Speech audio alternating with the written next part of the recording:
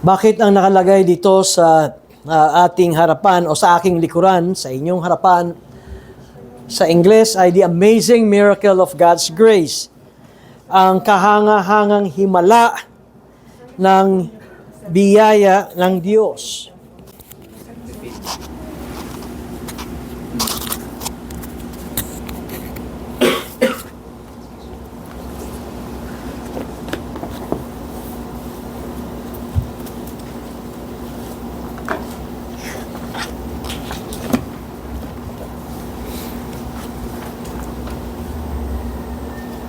Ang kahanga-hangang himala ng biyaya ng Diyos. Bakit nating sinabing ito ay himala at bakit din nating sinabi ito ay kahanga-hanga na hiwaga?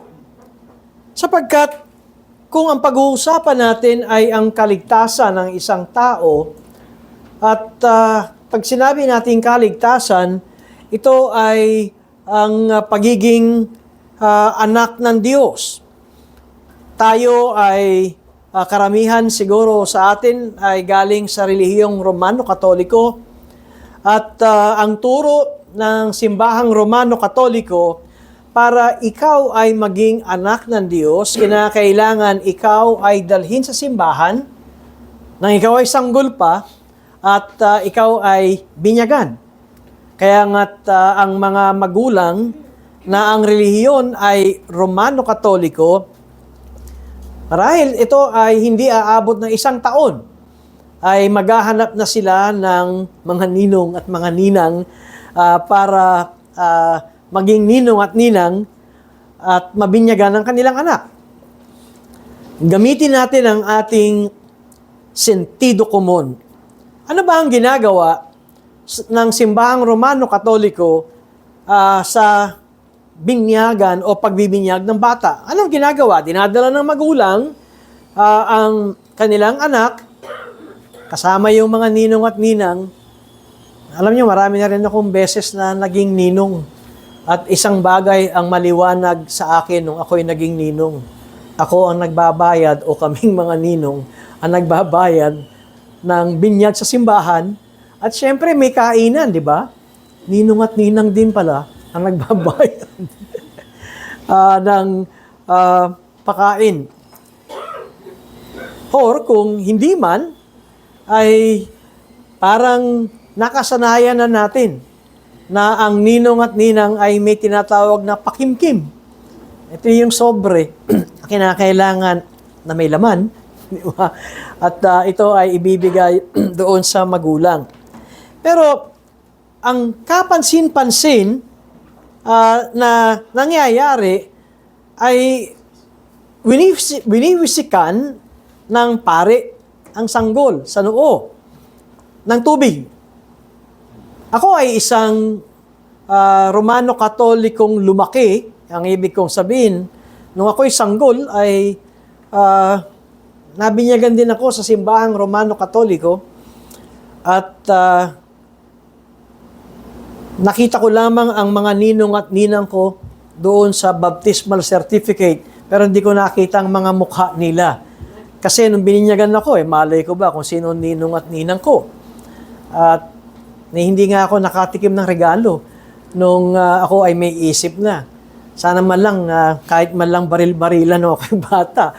Pero hindi ko na nakita dahil marahil sila ay nagkanya-kanya na ng ibang tirahan o ibang trabaho, kaya doon lamang sa baptismal certificate ang mga pangalan ng mga ninong at ninang.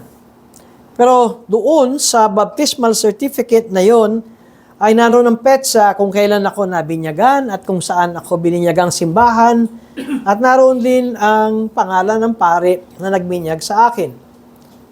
Ako ay isang Romano-Katolikong pinag-aral ng aking magulang, kaya mayroong katuruan na ito ang unang sakramento na matatanggap ng isang sanggol.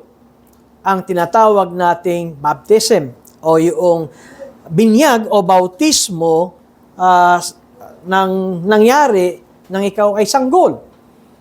At alam ba ninyo kung ano ang turo ng simbahang Romano Katoliko, kung ano ang nangyayari nung oras o nung panahong yaon na ikaw ay bininyagan ng pare? Ikaw ay naging anak ng Diyos. To be a child of God, ang turo ng simbahang Romano Katoliko ay dapat ikaw ay mabinyagan. Ang ibig sabihin, ikaw ay dapat mawisikan ng tubig na ang nagwisik ay ang pare ng simbahang yaon. Kung gayon, kung gagamitin ko ang aking kaisipan, kung gayon, parang mayroong kapangyarihan ang pare na gawin kayong mga anak ng Diyos. Dahil sa kanyang pagwisik, sa kanyang pagbuhos ng tubig sa sanggol o sa inyo, nung araw na yon, kayo ay naging anak ng Diyos.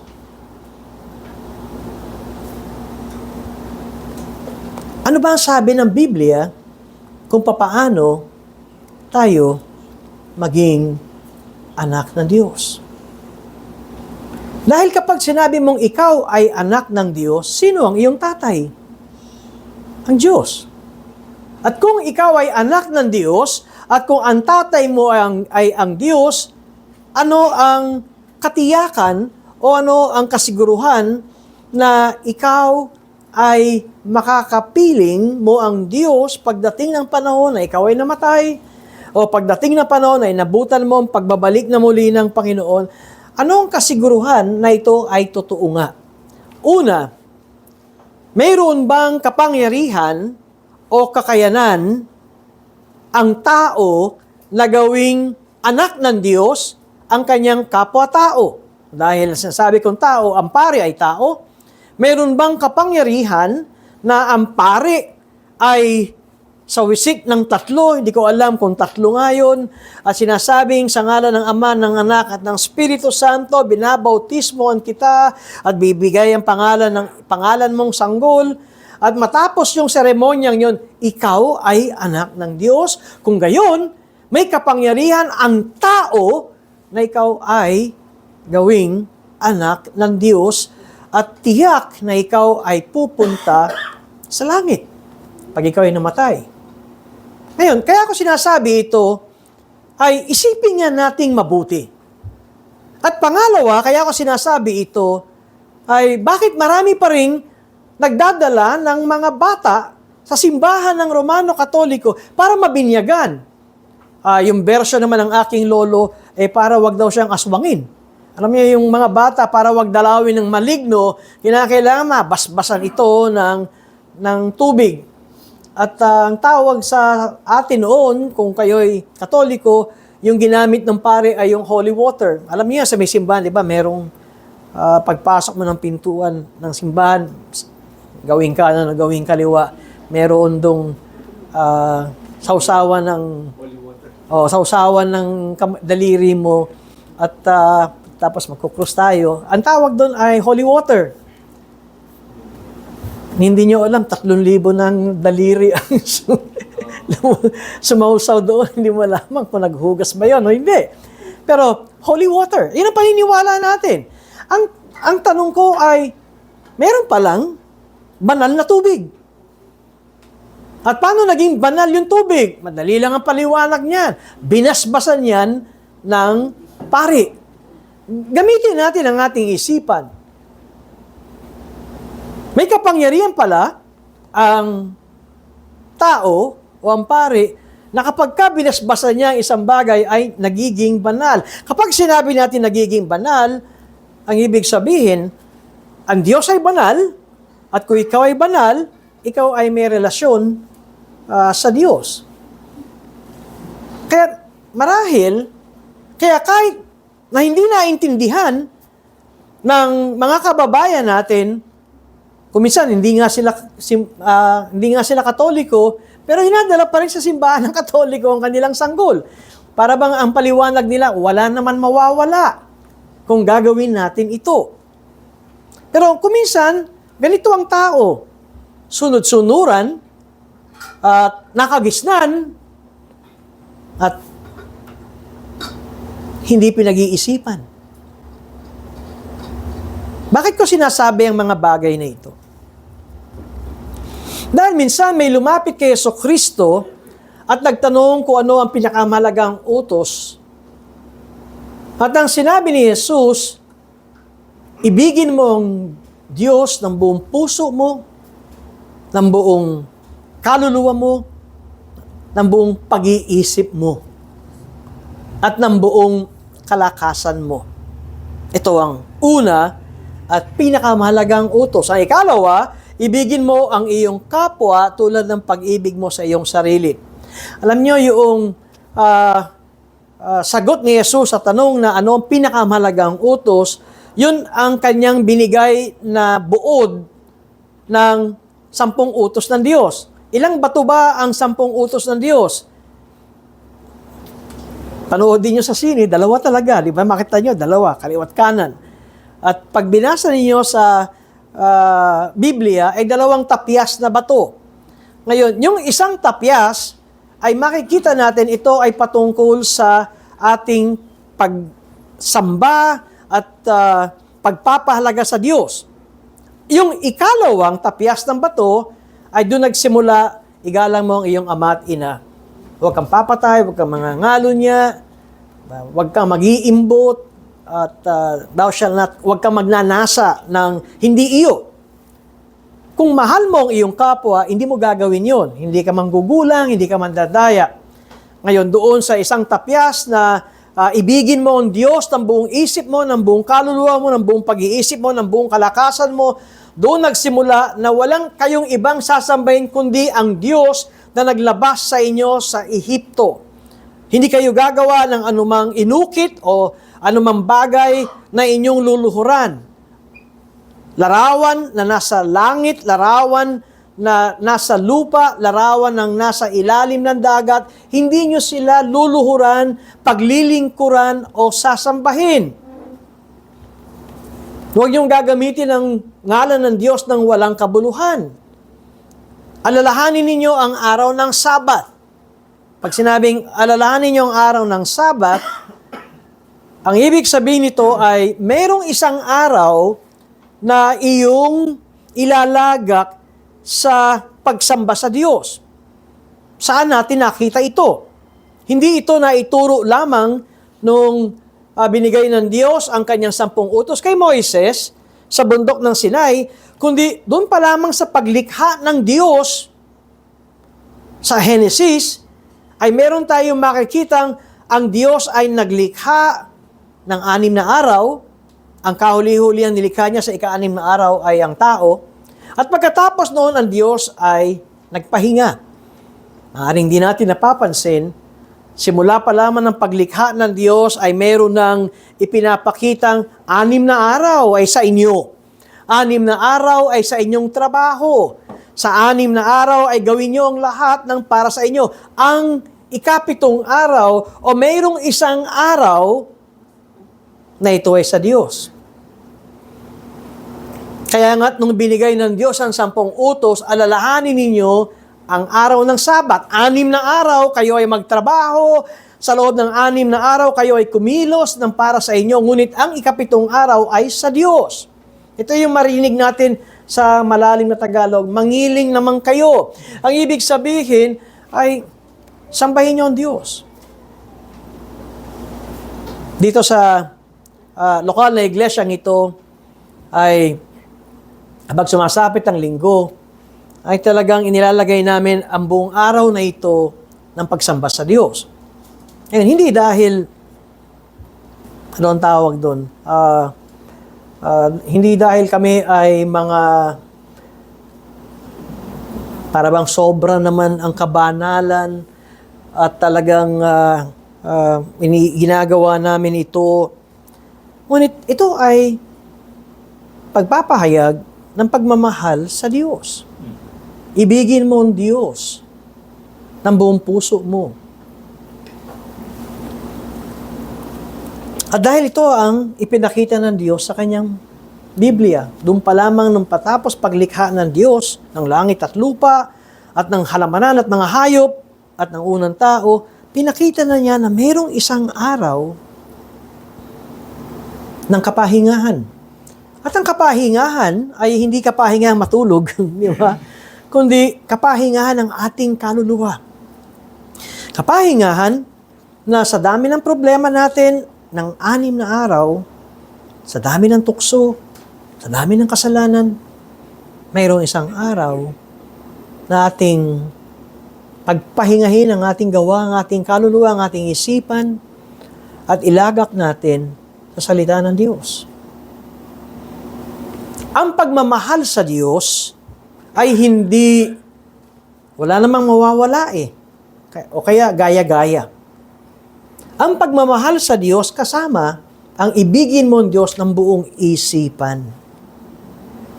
Kaya, marahil magtataka kayo na sa pangangaral ay hindi nawawala yung mga talata at kabanata hango sa Biblia.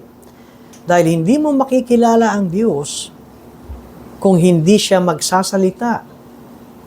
At ang pagsasalita ng Diyos ay hindi yung pipikit ka at maghihintay ka na mayroong boses kang maririnig, kundi ang tawag dito ay salita ng Diyos. Ang Biblia ay salita ng Diyos. Kaya't ang pagmamahal sa Diyos ng buong pag-iisip ay ang pagbibigay ng panahon, basahin at unawain ang kanyang salita. Nung isang araw ako'y nakikinig sa isang mangangaral at sinabi niya kung papaano natin nahahawakan o kung papaano dumating sa atin ang Biblia. At ang kanyang sinabi ay, una, mapalad tayong henerasyon ngayon na ang Biblia ay ating nahahawakan o ang salita ng Diyos ay ating nahahawakan at nababasa. At lalo na ngayon, na hindi na excuse na sasabihin mong wala akong Biblia. Dahil palagay ko, lahat sa atin ay may cellphone. Lahat sa atin ay merong smartphone. Ang ibig kong sabihin, lahat sa atin, ang ating cellphone ay pwedeng internet, online, at ang Biblia ngayon ay maaari nang ma-download sa ating cellphone. Kung kayo ay may internet connection. Wala po akong internet. Punta ka ng Walter Mart. May internet doon, libre, 1 oras ata. O sa SM, may 1 oras na wifi na libre. At kapag ito ay naipasok, na-download mo na sa cellphone mo, may Biblia ka na.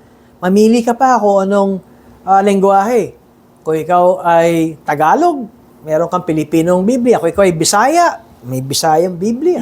Kung ikaw ay Ilocano, may Ilocanong Biblia. Kung ikaw ay Waray, merong Waray na Biblia. Mamili kayo. At lahat ay nariyan na. Ngunit nung araw, alam ba ninyo, hindi lahat ay may hawak ng Biblia. Katunayan, yung mga Israelita na naging alipin sa Egypt ng paraon, ito yung kinikwento kong 10 Commandments, wala naman silang Biblia noon.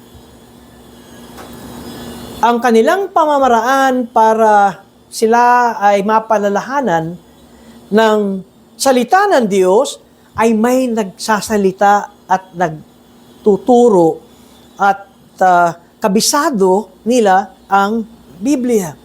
Ngayon, ini-imagine ko nga paano nila nagagawa iyon. Ganun katalino at ganun kagaling pa ang kanilang memorya na wala silang Biblia ay alam nila kung ano ang nangyari sa kanilang kasaysayan. At hanggang sa meron nang nag-imbento ng imprenta at hanggang sa ito ay naipangalat at hanggang sa ngayon, hindi mo na nga kinakailangan bumili. Ngayon ay libre na sa inyong mga cellphone. Bakit sa palagay nyo nagpapatuloy ang ganitong mga pangyayari? Bakit ang Biblia ay libre na nga. Katunayan ng Biblia, magmula nung ito ay naimprenta hanggang sa panahon natin, ito ang aklat na hindi nalalaos. Kung tatanungin mo mga bookstore, ito ang aklat na hanggang sa ngayon ay meron pa rin bumibili. Nakapagtataka na kahit libre na, meron pa rin mga naghahanap na gusto kasi nila na mahahawakan nila.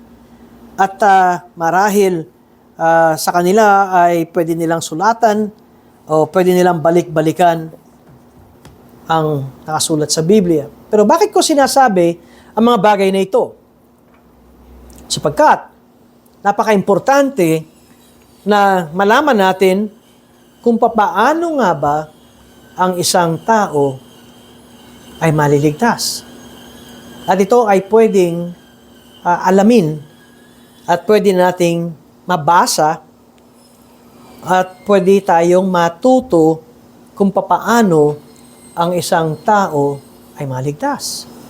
Hindi katulad ng binanggit ko sa inyo kanina na maaaring gaya-gaya lamang o kaya tayo ay alatsamba, siguro hindi naman masama, wala naman mawawala kung itong gagawin natin. Ayaw ng Diyos na ganito ang maging ating posisyon pagdating sa pagkakilala natin sa Kanya. At ayaw ng Diyos na ang isang tao ay alatsamba patungkol sa Kanyang kaligtasan. Alam ba ninyo, sinabi ni Jesus, mawawala ang langit at lupa? Itong lahat ng nakikita natin ay mawawala. Ngunit ang mananatili ay ang Kanyang salita.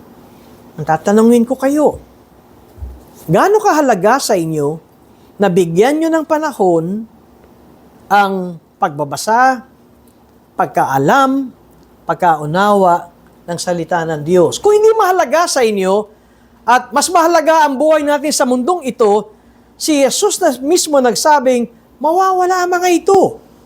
Magugunaw ang mundo, mawawala ang langit at lupa, ngunit ang Kaniyang salita ay mananatili magpakailanman. Kaya nga ganito, ang pinakasentro ng araw ng pagtitipon sa lugar na ito, nang mayroong nangangaral sa inyong kalagitnaan ng patungkol sa salita ng Diyos. Balik tayo sa aking tanong kanina. Paano ba ang isang tao ay maliligtas?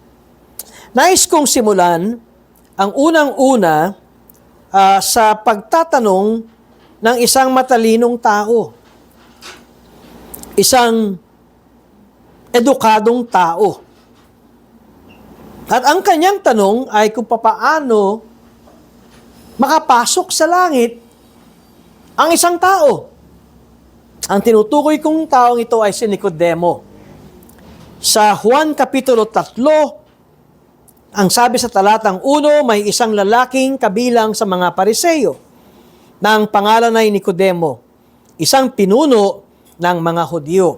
Ang taong ito ay pinuno ng mga Hudyo, ang ibig sabihin, ang kanyang antas ng posisyon niya ng mga panahong yon ay hindi siya pangkaraniwang tao.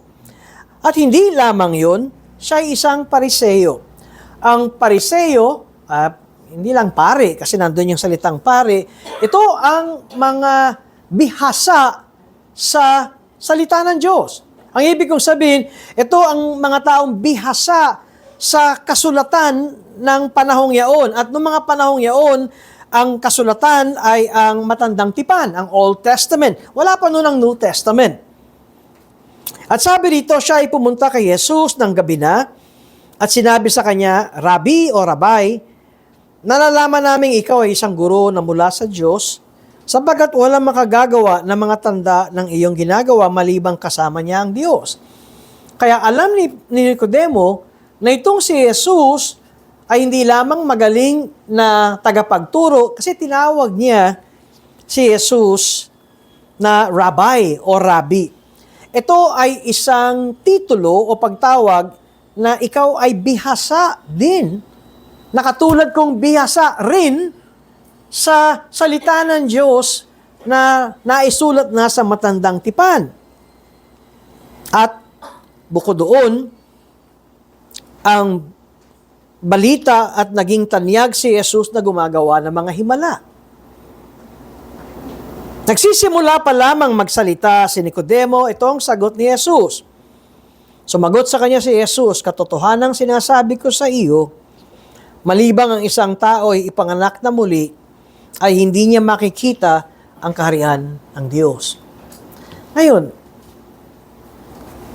para ikaw ay makakita at makaunawa ng kaharian ng Diyos, ang sabi ni Jesus, kinakailangan na ikaw ay maipanganak na muli. Nagtanong si Nicodemo, paanong maipapanganak ang isang tao kung siya'y matanda na? Makakapasok ba siyang muli sa tiyan ng kanyang ina at ipanganak? Sumagot si Jesus, katotohanang sinasabi ko sa inyo, malibang ang isang tao ay ipanganak ng tubig at ng Espiritu, hindi siya makakapasok sa kaharian ng Diyos. Pag ikaw ay nakapasok sa kaharian ng Diyos, anong ibig sabihin nito? Ikaw ay ligtas. Para ikaw ay makapasok sa kaharian ng Diyos, anong kinakailangan? Ikaw ay panganak ng tubig at ng Espiritu. Ngunit ang una ay sinabi ni Jesus, ikaw ay kinakailangang maipanganak na muli.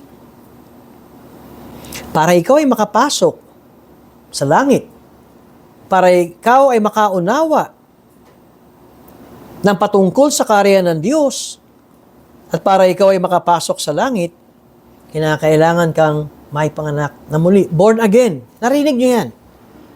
Kailangan ikaw ay ma-born again para ikaw ay maligtas. Minsan, iniisip natin, paano ba ma-born again ang isang tao? Dapat bang manalangin na kaluhod? Dapat bang mag-ayuno? O dapat na dumalo ng sunod-sunod ng ganitong gawain para ako'y ma-born again?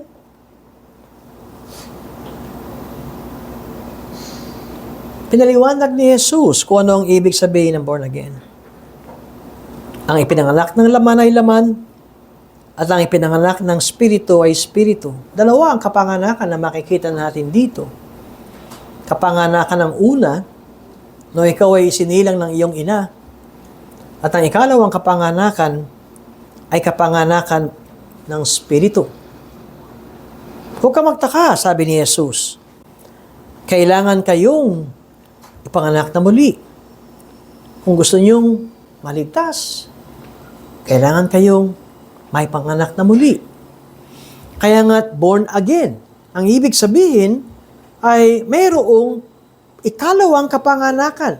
Kaya nga, ang intindi ni Nicodemong matalinong tao, Pariseo, bihasa sa Biblia, napasok ba ako sa tiyan ng aking ina uli? Kasi ang iniisip niya ay yung unang kapanganakan sa laman. Pero iba ang tinutukoy ni Jesus. Humihip ang hangin kung saan ito ibig, at narinig mo ang ugong nito, ngunit hindi mo nalalaman kung saan ito nanggagaling at kung saan tutungo. Ganon. Ang bawat isang ipinanganak sa Espiritu. Makikita natin, hindi ito nakikita. Ang ipinanganak sa Espiritu ay tulad ng pagkilos ng hangin.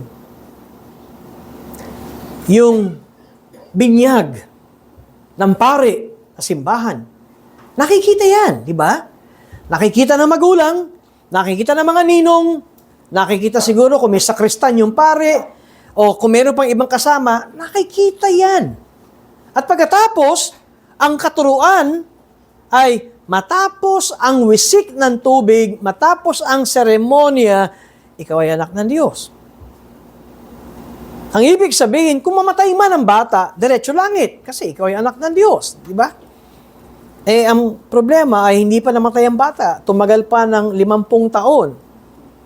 At makita natin ang kanyang buhay, masasabi ba natin sa loob ng 5 taong magmula nung siya ay dinala sa simbahan at winisikan ng tubig ng parit, bininyagan, paglipas ng 50 taon, anak ba siya ng Diyos? May pag-ibig ba siya sa Diyos? Meron ba siyang katulad ng pagmamahal sa Diyos ng buong kaisipan? Kung yung buong kaisipan, meron ba siyang pagpapakita ng kaniyang nais na makilala ang Diyos sa pamamagitan ng pakikinig ng pangangaral mula sa Biblia? O kaya ay meron siyang makikita nating interes na siya ay nag-download man lang ng Biblia sa kanyang cellphone o nagbabasa ng Biblia sa kanyang hawak na aklat? Meron ba siyang ganito? Pero siya'y nabinyagan. Siya'y winisikan ng tubig. Ang turo ni Jesus, ang ipinanganak sa Espiritu ay tulad ng ugong ng hangin.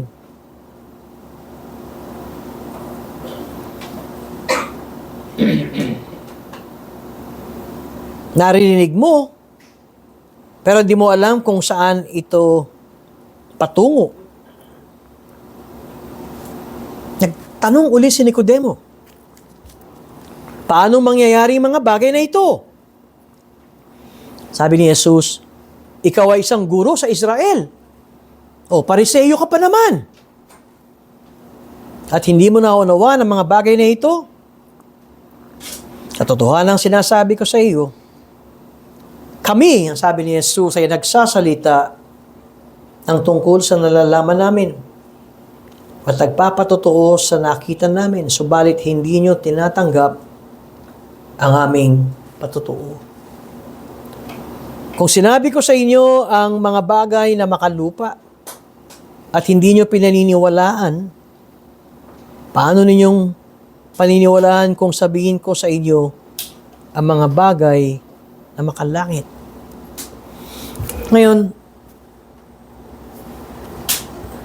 kapag ka tinanong mo ang isang tao, born again ka ba?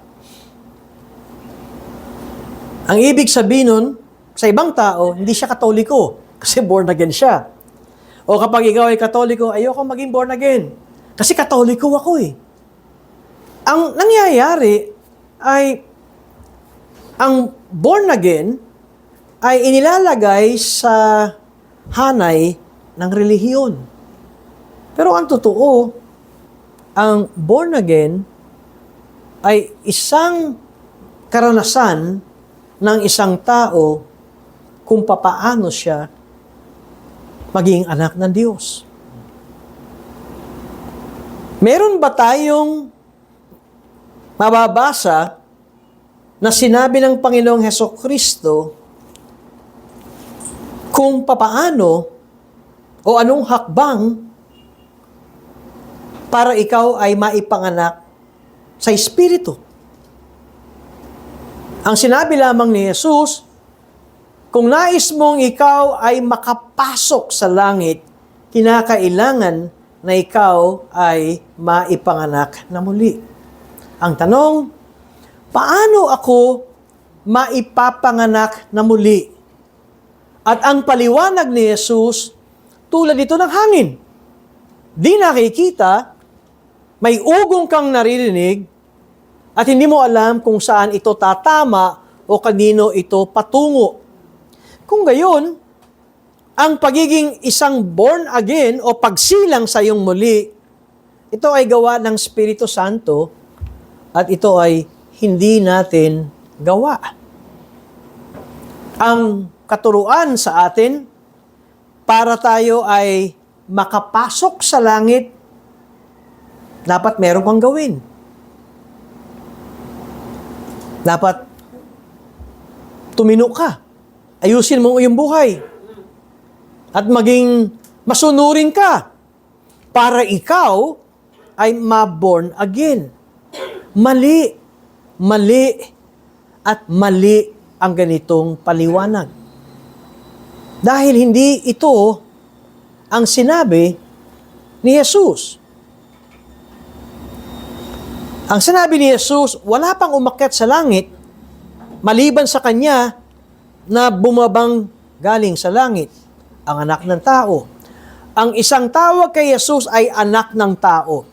Wala pang umakyat sa langit maliban sa Kanya na bumabang galing sa langit. Ang punto ni Jesus dito, wala pang tao na umakyat sa langit. Bakit kaya wala pang taong umakyat sa langit malibang sa Kanya na bumabang galing sa langit? Ito yung Pasko na sinasabi ko noong nakaraang linggo. Ang mensahe ng Pasko, ang mensahe ng kapanganakan ng Panginoong Jesucristo, siya'y galing sa langit at nagkatawang tao at bumaba sa lupa. Ang kaligtasan ng isang makasalanang tao, at lahat tayo ay makasalanan.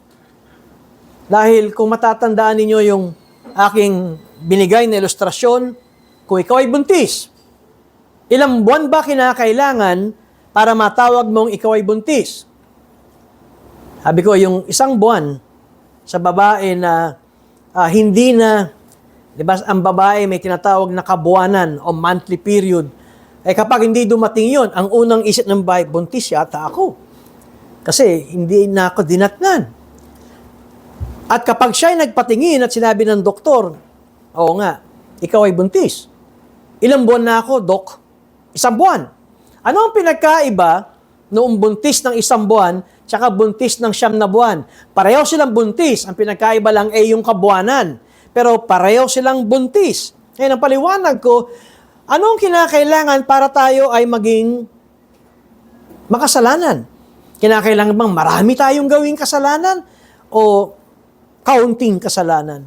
Kaunti man o marami, ang tawag sa atin, makasalanan.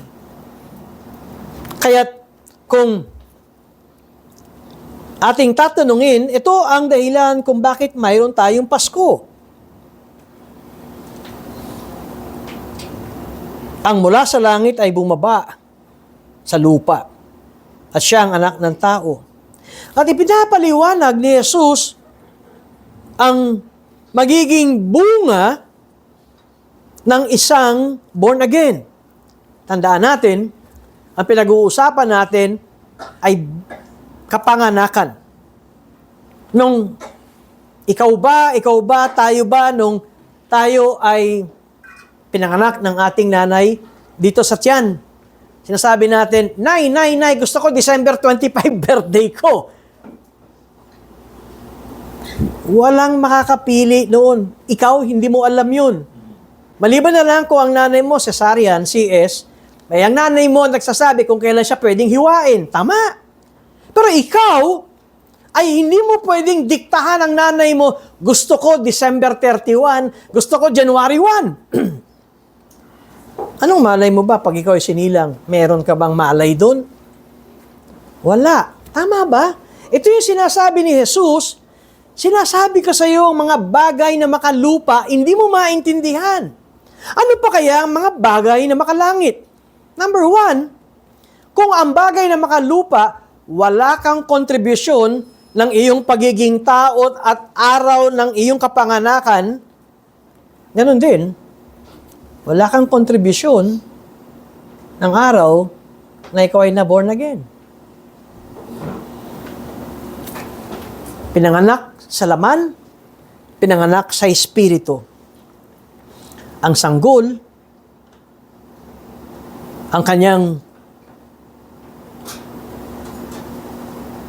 ang mangyayari sa kanya ay ito. Pag sinilang siya ng kanyang ina, ang mangyayari, siya hihinga at iiyak. Meron ba kayong nabalitaan na sabi ng doktor baby, lumabas ka na, nakapigil yung baby, ayoko pa. Di ba, sa loob ng tiyan, wala tayong magagawa doon. At kung ayaw mong lumabas, Ang ginagawa ng mga doktor ay merong, alam ko ang termino, forceps, para bang hinahawakan yung iyong ulo at ilalabas. At kung sobrang laki ng iyong ulo at sobrang tigas ng iyong ulo ay lumabas, ano susunod na gagawin ng doktor? Ayun ka na, CS na. Labas ka pa rin. Wala kang magagawa. Yan ay gawa ng doktor. Hindi mo yan gawa. Ang born again, mga kapatid, hindi mo rin yan gawa. Isip ba ninyo? Hindi natin ito gawa. Kaya nung isinilang ang isang tao sa espiritu, hindi natin ito desisyon. At ang ginamit ni Jesus na ilustrasyon ay ang hangin. Ang Holy Spirit, ang Espiritu Santo ay tulad ng hangin, di nakikita. Kung saan gusto ng hangin pumunta ang direksyon, hindi ito kayang pigilan ng tao. Kaya nga si Pag-asa natin, ang kanilang tawag ay forecast.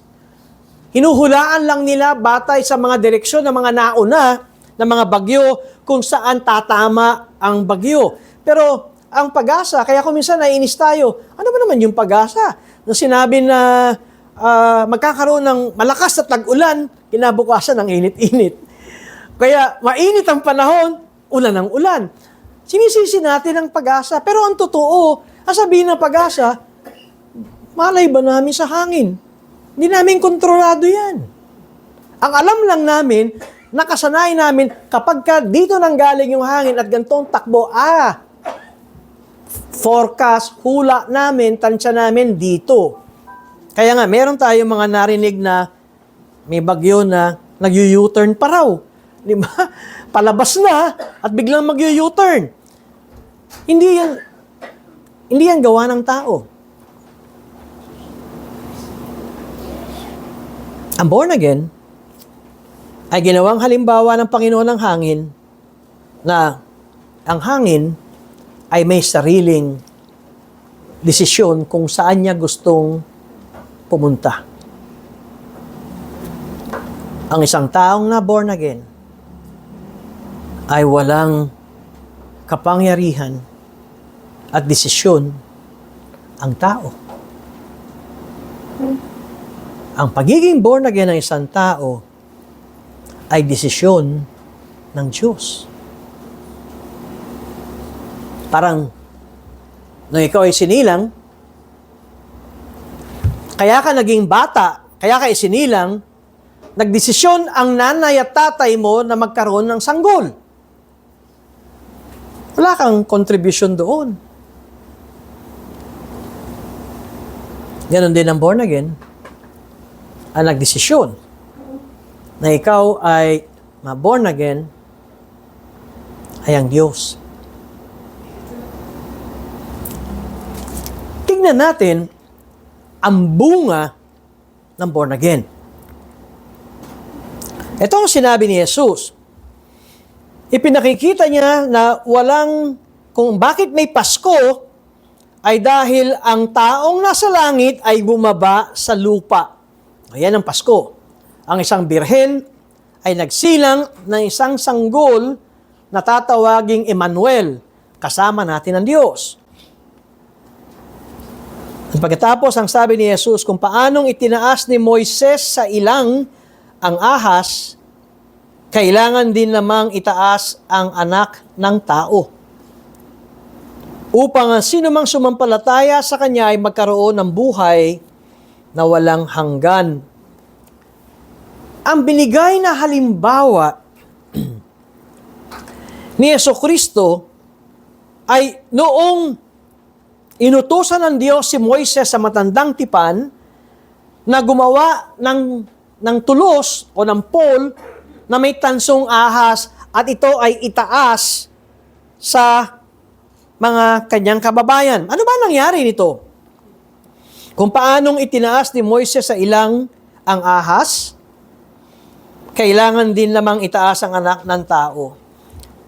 Tulos na mayroong tansong ahas, itataas, dahil itong sabi ng Diyos kay Moises na sabihin sa mga tao, Dahil sila yung mga taong walang katapusan ang pagrereklamo at walang katapusan ang sinasabi kay Moises. Alam niyo, 40 taon, 40 years, ang henerasyon ng Israelita, ang Israel, na ikot ng ikot sa ilang.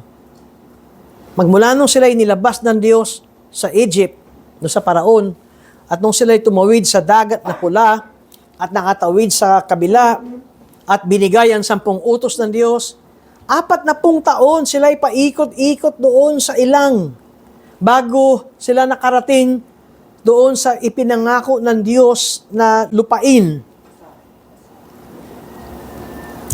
At ang kanilang walang humpay na reklamo, sana hindi mo na kami itinawid.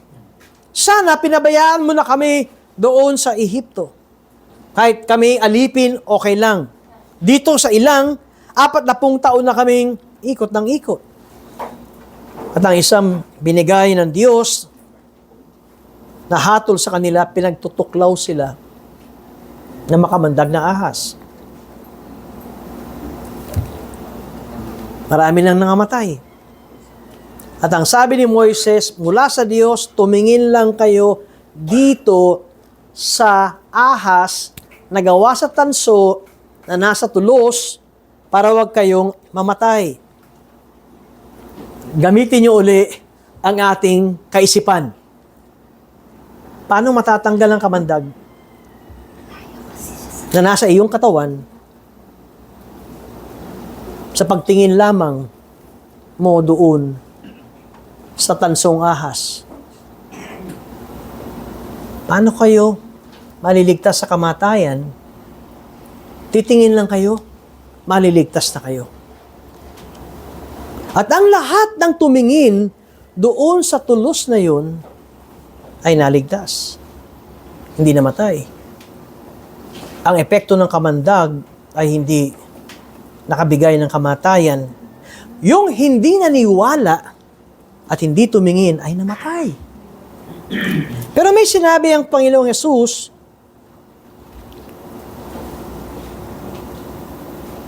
na kung paanong itinaas ni Moises sa ilang ang ahas, kailangan din namang itaas ang anak ng tao.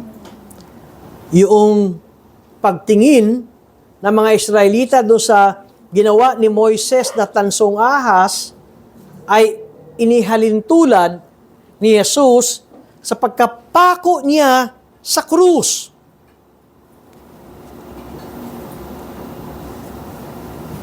At sabi ni Jesus,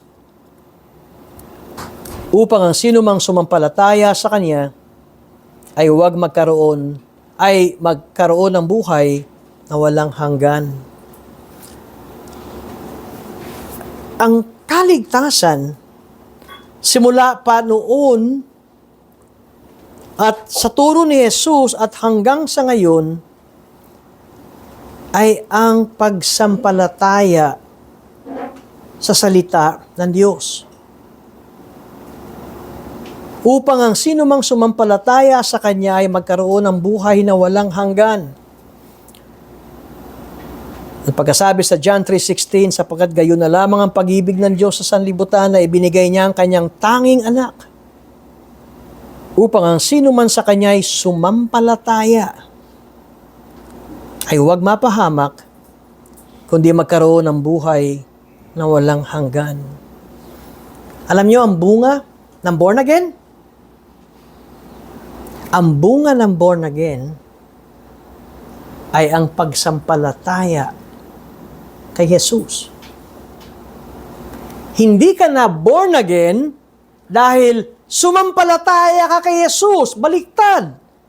Na born again ka muna, ipinanganak ka muna ng Espiritu Santo, at ang bunga nito ay pagsampalataya kay Jesus. Sapagkat gayon na lamang ang pag-ibig ng Diyos sa sanlibutan na ibinigay niya ang Kanyang tanging anak. Ito ang Pasko na isilang ang sanggol.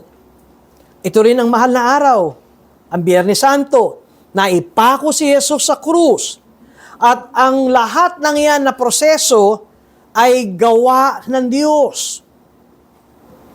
Upang ang sino man sa Kanya'y sumampalataya ay huwag mapahamak, kundi magkaroon ng buhay na walang hanggan, sapagkat hindi sinugo ng Diyos ang anak sa sanlibutan upang hatulan ang sanlibutan, kundi upang ang sanlibutan ay maligtas sa pamamagitan niya. Kung bakit ipinangangaral namin ng walang humpay ang salita ng Diyos sa inyo at sa ating lahat ay upang sariwain tayo.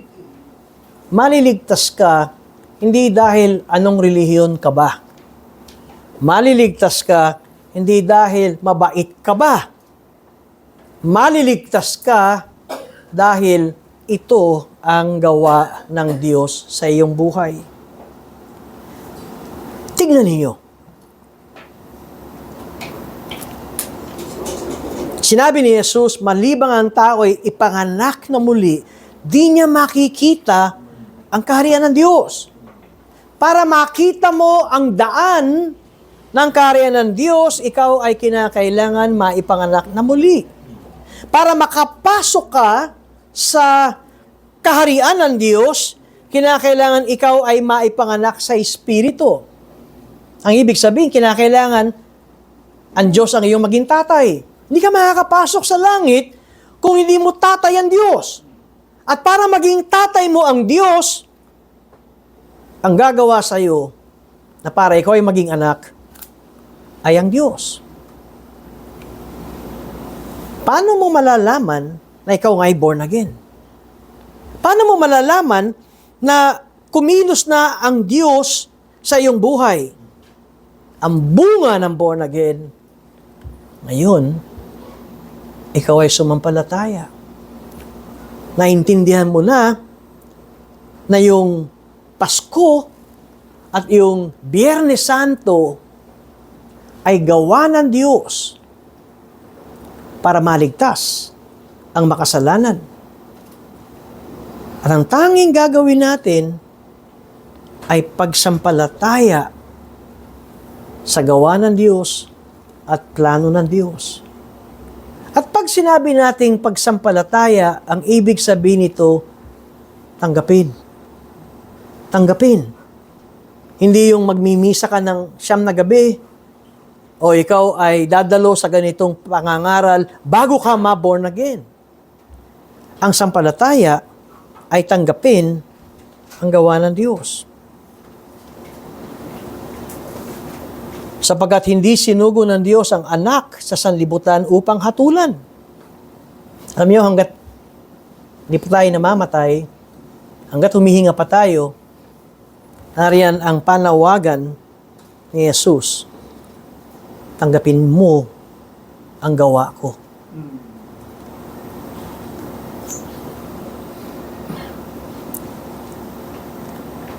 Sapagkat hindi sinugo ng Diyos ang anak sa sanlibutan upang hatulan ang sanlibutan, kundi upang ang sanlibutan ay maligtas sa pamamagitan niya. Hanggat hindi pa bumabalik ang Panginoong Hesus sa mundong ito, hanggat humihinga ka pa ng maayos, hindi ka hinahatulan ng Diyos. At naroon ang panawagang, tanggapin mo, tanggapin ang kanyang gawa. Ang sumasampalataya sa kanya ay hindi hinahatulan. Ngunit ang hindi sumasampalataya ay hinatulan na. Sapagkat hindi siya sumampalataya sa pangalan ng tanging anak ng Diyos. At ito ang kahatulan, na naparito ang ilaw sa sanlibutan at inibig pa ng mga tao ang kadiliman kaysa ilaw, sapagkat ang kanilang mga gawa ay masama. Sapagkat ang bawat isa na gumagawa ng masama ay napopoot sa ilaw at hindi lumalapit sa ilaw upang ang kanyang mga gawa ay huwag malantad. Subalit, ang gumagawa ng katotohanan, ay lumalapit sa ilaw upang malinaw na mahayag na ang kanya mga gawa ay naaayon sa Diyos. Ang bunga ng isang born again ay meron siyang pagsampalataya sa ginawa ni Jesus. Sabi ko nga, ang sampalataya ay walang aksyon, kundi tanggapin lamang. Hindi ka nagtrabaho para ikaw ay maligtas. Ang kaligtasan ay ginawa ng Diyos para sa iyo at ang tanging iyong gagawin ay sampalatayanan ito. Ang ikalawang bunga na ikaw ay born again ay ang pagsunod at paglapit mo sa ilaw. Paano mo ngayong malalaman na ikaw ay born again? Katunayan, para ka makapasok sa langit, kinakailangan ikaw ay ma-born again. Sa madalit salita, para ikaw ay maligtas, kinakailangan kumilos ang Diyos at ang Diyos ang iyong maging tatay. Wala kang ginawa. Pero dahil ang born again ay gawa ng Diyos, kilos ng Diyos, wala kang ginawa, paano mo malalaman na kumilos nga ang Diyos sa iyong puso? Ikaw ay sasampalataya. At makikita sa iyo ang paglapit, ang kagustuhan na ikaw ay matuto pa. Ano ang pinagkaiba? Ang pagiging isang anak ng Diyos ay hindi sa iyong gawa. Ang pagiging isang anak ng Diyos ay gawa ng Diyos. Magandang ipinaliwanag ito ni Pablo ng kanyang sinabi sa Efeso Kapitulo 2 na kung papaano maligtas ang isang tao. Sabi ni Pablo sa Efeso 2, talatang 1, kayo noon ay mga patay sa inyong mga pagsalansang at mga kasalanan na dati ninyong nilakaran ayon sa lakad ng sanlibutang ito, ayon sa pinuno ng kapangyarihan ng himpapawid, si Satanas yun, ng Espiritu na ngayon ay gumagawa sa mga anak ng pagsuway. Tingnan niyo sinabi ni Pablo, dati, nung hindi pa kayo born again, kayo ay mga patay sa inyong mga pagsalansang at mga kasalanan. Alam niyo, ang kabayaran ng kasalanan ay kamatayan.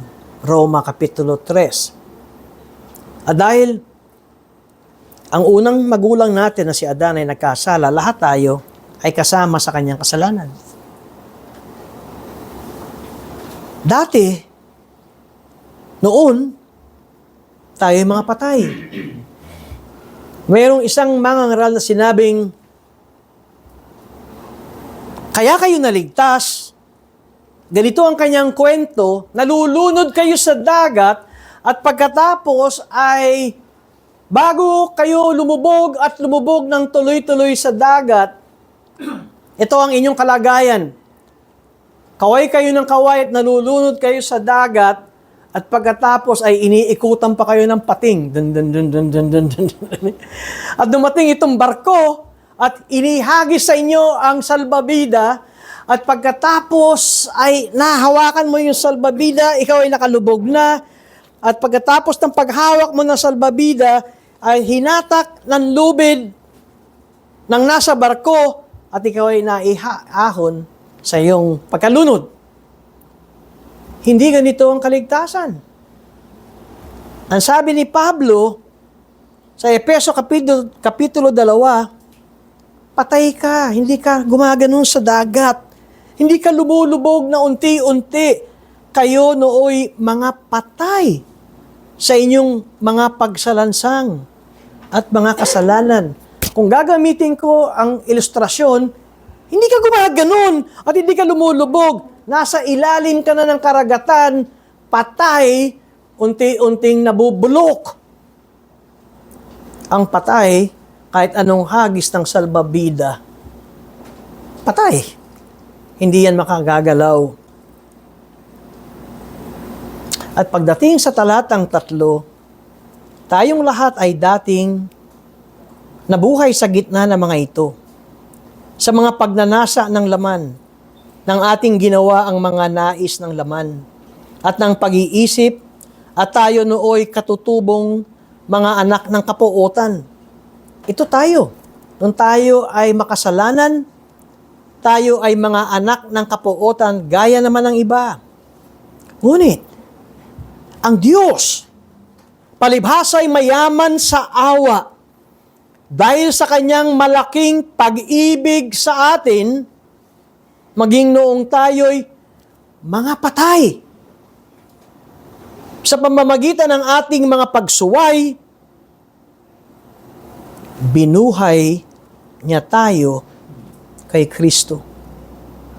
Sa pamamagitan ng biyaya, kayo ay naligtas.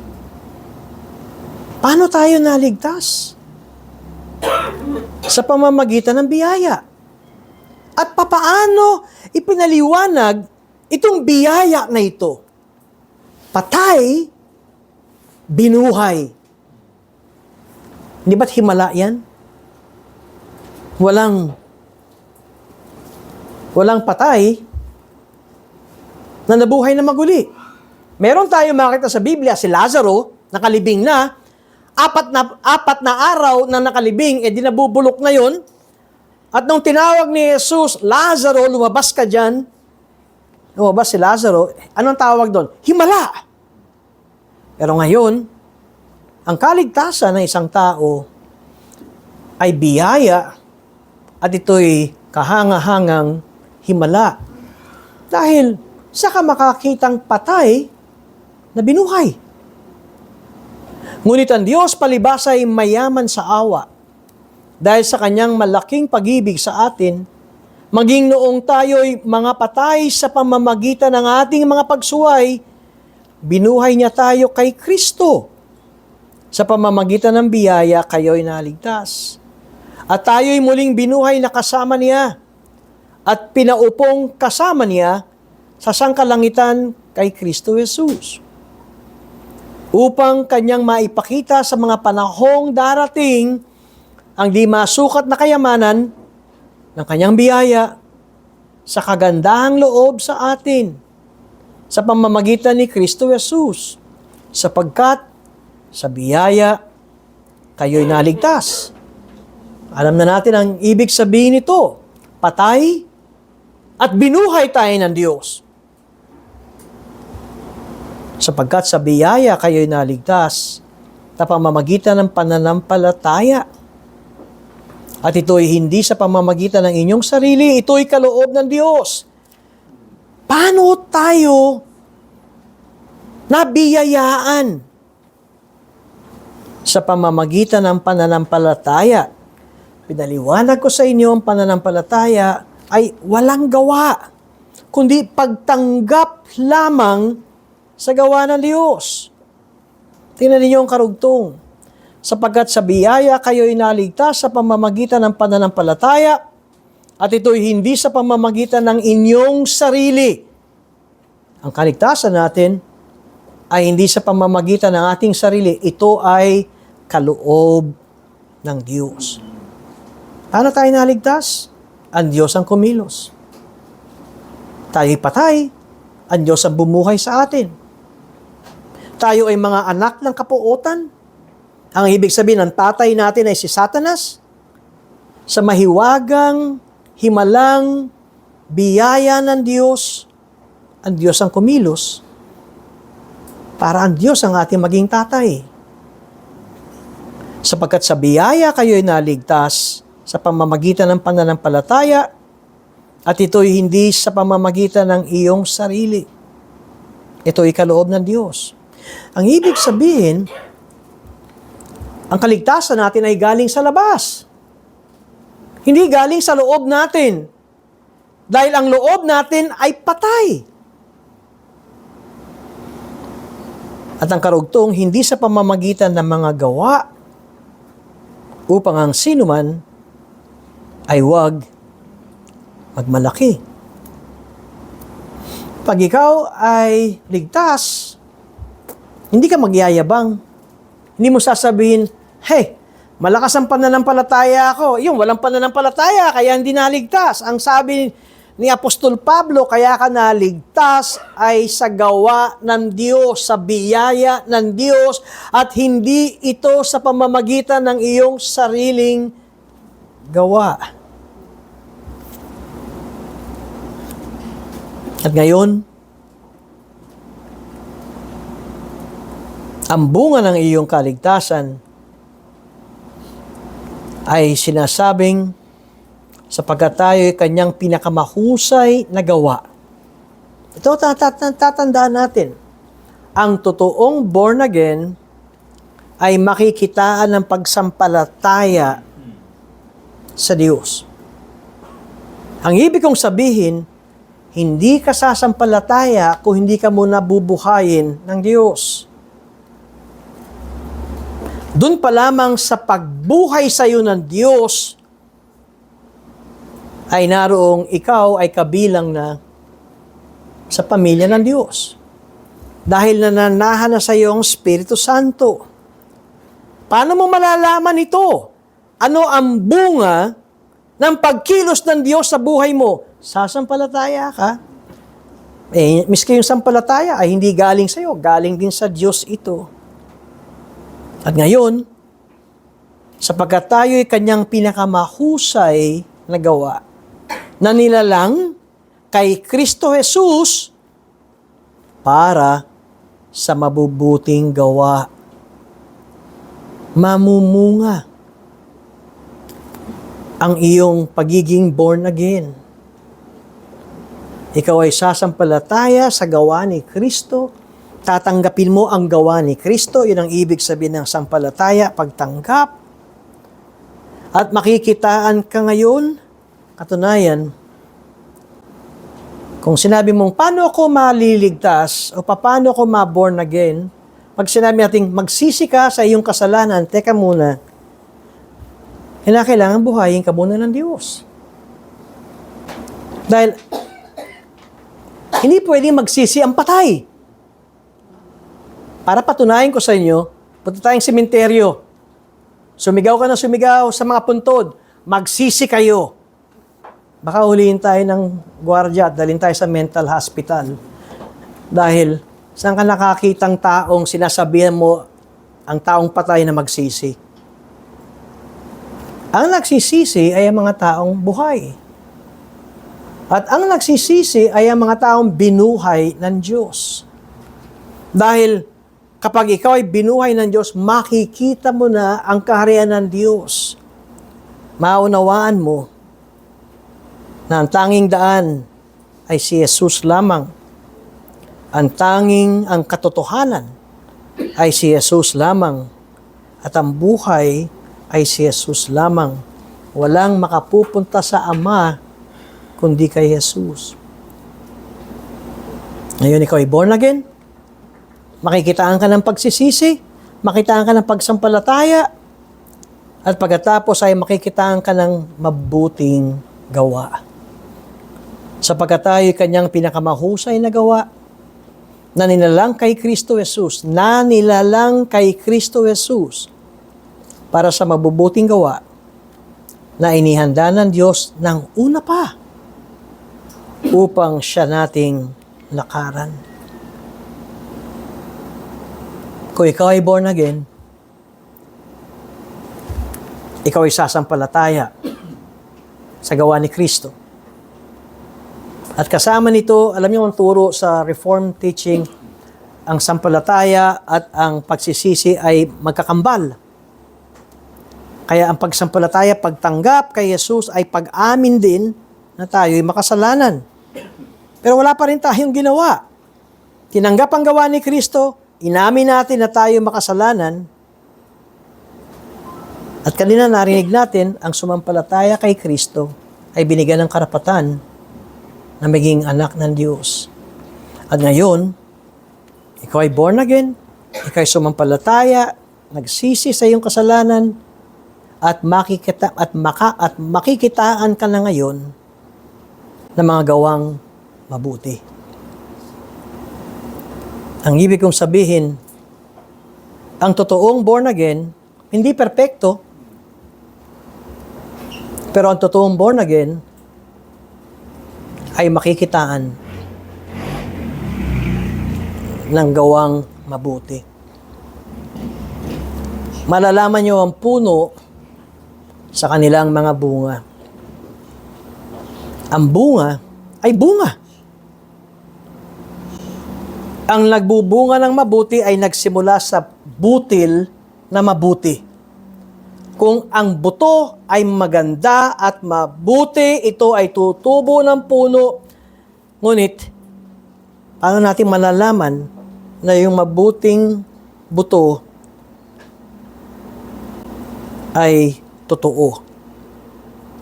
Dahil siya'y mamumunga, ito ang ebidensya na ikaw ay anak ng Diyos. Pero ang pagiging anak ng Diyos ay nagsimula sa di nakikita, gawa ng Espiritu Santo, born again. Wala tayong partisipasyon doon. Ito ay gawa ng Espiritu Santo. Nawa, sa pagwawakas, pagpatatapos ng aking pangangaral, masabi natin, ito'y isang hiwaga, ito ay isang kahangahangang himala na di nakikita ng mata ng tao, ngunit ito ay totoong pagkilos ng Diyos. Ang bunga ng lahat ng ito ay ang ating pagsunod. Ang ibig kong sabihin, hindi ang pagsunod kaya tayo naligtas, kundi tayo ay naging anak ng Diyos at ang bunga ay ang pagsunod at pamumuhay natin ayon sa kalooban ng Diyos. Pangalawa, gusto kong idiin, ang born again ay nakakasala. Ang born again ay nahuhulog sa kasalanan. Habang tayo nasa lupa, tayo ay magkakasala. Pero dahil ikaw ay anak ng Diyos, dahil ikaw ay anak na ng Diyos, hindi ka lulubayan at bibitawan ng ating Ama, ang ating Amang Diyos. Dahil ang pinambayad sa atin kasalanan ay ang kamatayan at dugo ng Panginoong Hesus. Nawa, nakita niyo kung bakit ninais kong ilagay ang pamagat na itong The Amazing Miracle of God's Grace. Manalangin po tayo. Marami pong salamat, Panginoon, sa kahangahangang ebanghelyo at inyong biyaya. Salamat at patuloy niyo pinapalalahanan na ang born again ay hindi isang relihiyon. Walang relihiyon na makapagliligtas. Tanging Diyos lamang ang makapagliligtas. Marahil ang magagawa ng relihiyon ay ituro ang mga ganitong katuruan. Ngunit, ang paggawa at pagkilos, kayo lamang, O Diyos. Maraming salamat sa amin na inyong biniyayaan ng kaligtasan. Nawa ito ay magbunga lalo ng kagalakan sa amin. Ano man ang aming pinagdadaanan. At sa mga narito na hindi pa nakakaranas ng inyong biyaya, nawa, makitaan po sila ng bunga ng inyong pagkilos ng habag at biyaya. Sa ngalan ni Jesus. Amen.